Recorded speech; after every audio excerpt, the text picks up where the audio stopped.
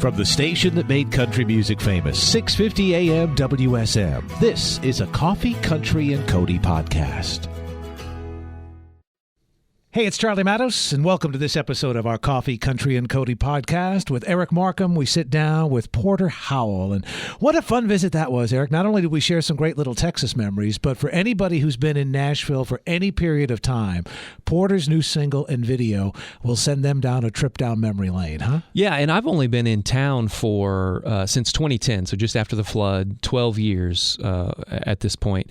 So I didn't really get to experience all that the music video had to offer, but so many people who are Nashville natives will completely remember up and down Demonbreun, Broadway, all the shots of Music Row that are involved in this song. So it really puts me into a mind space of remembering, say, what my hometown was like when I grew up in Newcastle, Indiana versus what it looks like now, and what the people in Nashville would have experienced in that same time. Yeah, although, you could argue the biggest changes have all come in the last 10 years, the last decade, so you've been here for a lot of them. I drove a friend downtown recently, and she grew up in Memphis and spent 5 years in Nashville, and she was blown away. She hasn't been in town for about 5 years at how many, 3-level rooftop bars have been created in downtown Nashville and Lower Broad.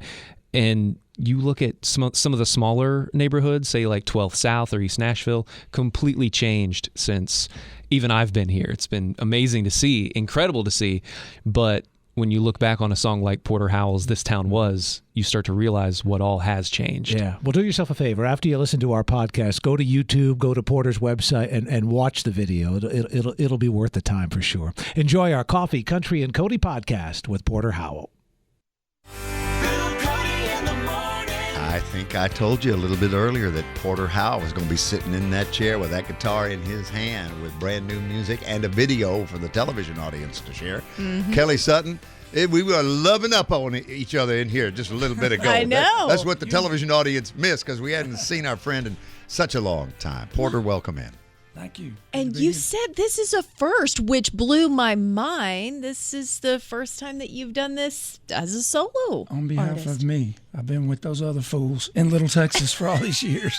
And there's a comfort in being with, your friends always. And so, it's, how does it feel to be 30 Garth? years. How does it, huh? Well, when you say Garth, that puts more pressure on me. That ain't going to happen. Well, Porter is here, founding member of Little Texas, you referenced, lead guitarist, vocalist, multi-platinum selling Little Texas, CMA Triple Play Award winner for 3 number ones. I think one of the great things about this, Kelly, you were talking about Toby Keith, the Chihuahua, who was in the Guinness Book of World Records, is the oldest dog earlier. Oldest dog, yes. But you had 3 number ones in a 12-month period that you were a part of. God Bless Texas, Kick It a Little, and What Might Have Been. Right. Yep, it was incredible. I got that award with some friends like Tony Martin, just songwriting royalty in Nashville, and Vince and Trisha was there, and it was wild. Did you at one point go, I don't know why people keep thinking this is hard. I've done this in 12 months. I mean, seems pretty easy to me. Back then, it did seem easy. I was going to say, yeah. I told my girlfriend, Michelle, because we've gotten, you'll be talking about it in a second and watch the video, but This Town Was is getting great response. Mm-hmm. I'm getting like attaboys from incredible Music City, Nashville writers. And I have God Bless Texas. Joe Jonas just sang on an HBO special. And I turned to Michelle and I said, how did I do that? And how do I do it again? Because it seems easy. Right. Once you've got something like God Bless Texas, it's 3 chords and just some fun. I think I should have 20 of those. Was that on Righteous Gemstones? I know, it was. I watched it. I saw it? that episode, and I was like, well, listen to him singing some Little Texas Joe Jonas. It's impressive. You are so erudite thank in you, your thank viewing you, thank habits. you. Yes, I do. What's the name of it again? It's Righteous Gemstones, and don't let the kids watch it. Yeah.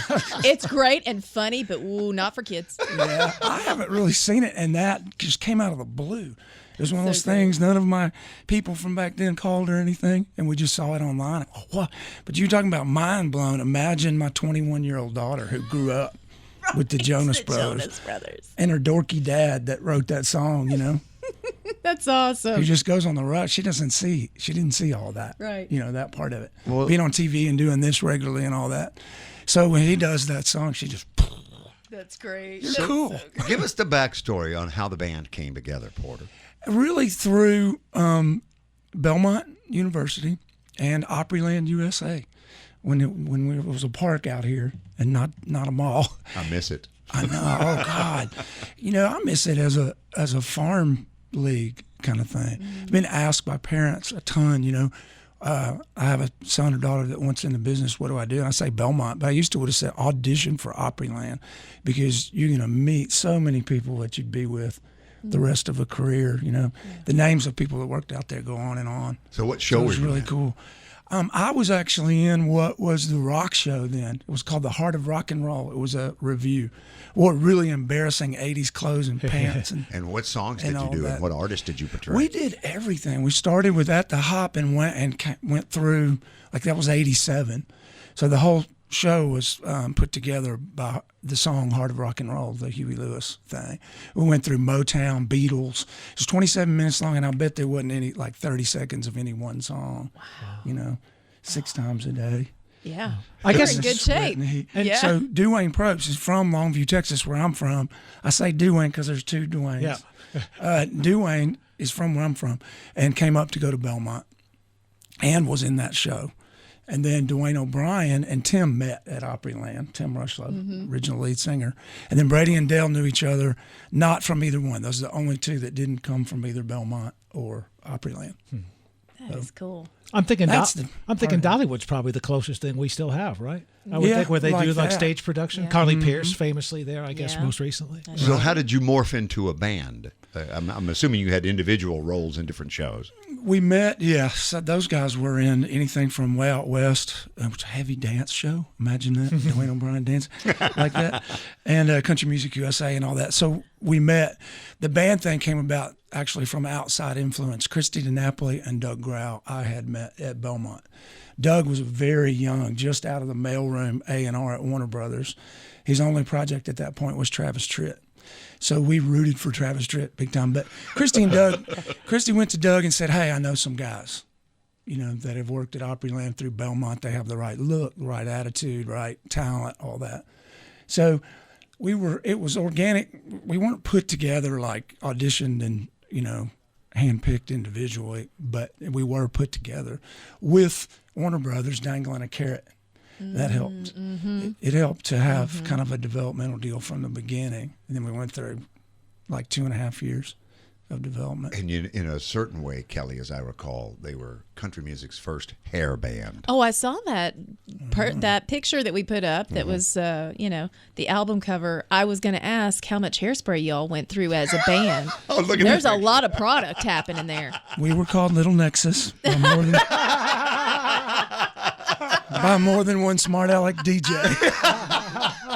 One of them sitting across from you, maybe? I don't know. There was No, I was not guilty of that. there was one hazard, right? Yeah. You'd be on a bus and walking like through the aisle or in the front lounge or whatever, and some guy would have his hair down to do the spray thing. Yeah. And pop it up to get that big thing. If you were standing behind him, Oh. you get your nose taken out. Oh, wow. Yeah. Beyond hairspray and all Yeah. that. I thought you were going to say if there was a smoker, that would have been a dangerous move as well. Yeah, no. A lot of flammable hair happening there. No smokers. Porter Howell, if you just joined us, the new single and video is called This Town Was. And this is you, not as Little Texas. Right. And what we're going to see is bittersweet.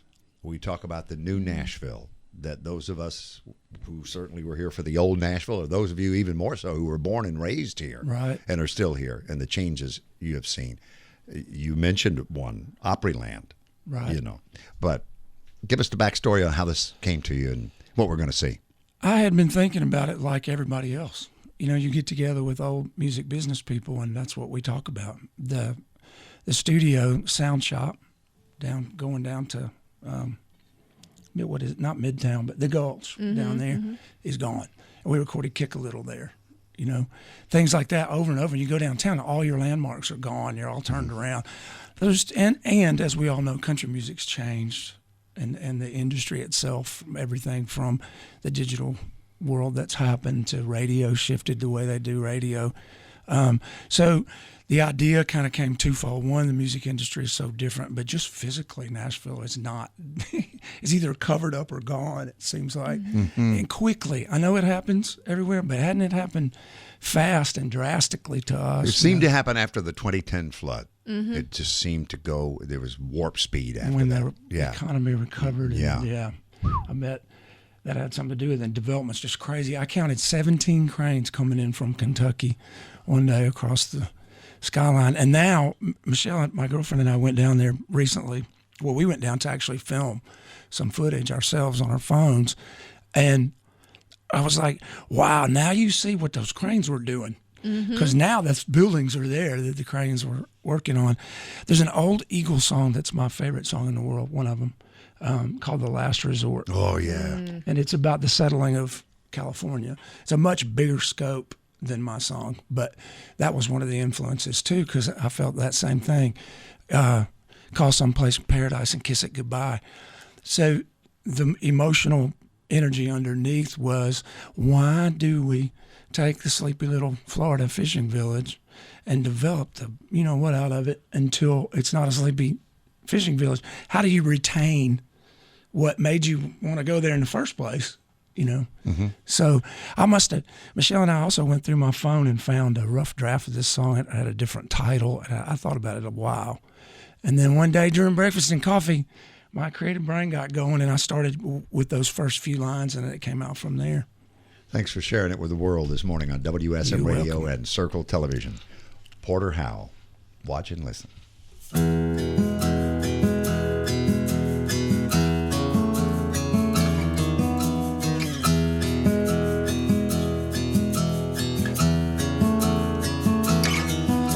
This town was two one-way streets where dreams could find a way to fly,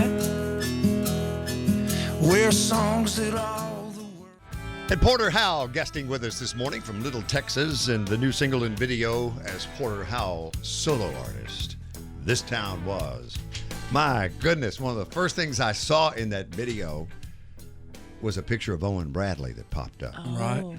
I had just gotten to town. We were looking for a place to live. We wound up out in the Gladeville area. So the Cracker Barrel there at the exit in Mount Juliet was one of the first Cracker Barrel stops I made on a regular basis. And the first time I walk in, Owen Bradley and his wife were having lunch. Wow. And I knew I had arrived in America's Music City. Right. Then I went to Books A Million in Rivergate, and I ran into John Hartford. Oh, wow. And it was on. Ooh. You couldn't drag me out of this town with a bulldozer, man. It's what I've dreamed of, all these folks. And they were just in their natural environment doing what they do, Right, you get used to it here. And who were some of the first famous folks you remember meeting and seeing? Oh, the Judge used to eat at the restaurant that I ate at a lot where I live now. I don't know. There were so many.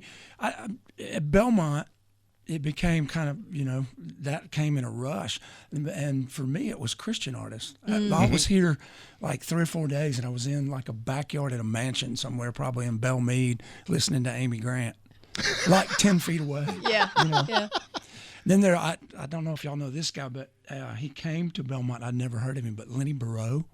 He's like one of the guitar masters, like Chet Atkins learned from him kind of thing. He was very much like a 60s hippie. Oh, cool. And so he kind of burnt out, and people didn't find out who he was. But he played on the road for Anne Murray. And so people like that, were my first. You mentioned Longview, Texas earlier. Yes. Did you know Neil McCoy at all? I didn't then. I do now pretty well. But Duane, his story with Neil is that Neil used to cut the neighbor's grass.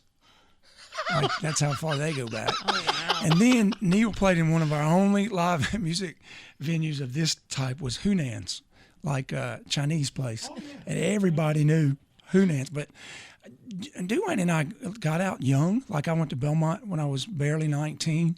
And so I didn't really play that circuit much. I did play a couple of honky-tonks and stuff. So I didn't really know the music people that well outside of just my high school people. But Neil is a Longview man. He still lives there. Yeah. So You say Belmont. Did you graduate, or did the band take off and you just came a couple credits short? Choice B.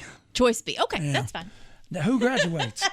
Yeah, it's so funny. I did an interview with Chris Young's mom, and she's still mad that he never graduated college. And I said, well, Becky, he's doing all right. And she said, yeah, but he still doesn't have a degree. So she's holding it against him. But that was the thing about Belmont. So many people get in there, and then you find, your people, and it starts to take off, and you're like, well, let's go with it. My guitar professor, John Pell, was a big reason I stayed here.